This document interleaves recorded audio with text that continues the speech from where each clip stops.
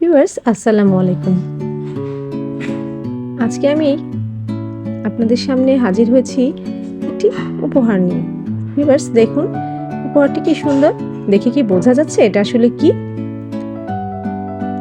আসলে এটা একটি পারফিউম, কিন্তু দেখতে একদম একটা ব্যাগের মতো। এই জন্য আমার কাছে এটা খুব সুন্দর এবং স্পেশাল মনে হচ্ছে।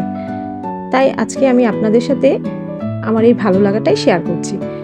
এটি আমার বড় মেয়ের জন্য আমার যা আয়ারল্যান্ড থেকে পাঠিয়েছে। পারফিউমটি দেখতে খুবই সুন্দর, আমার ভীষণ পছন্দ হয়েছে।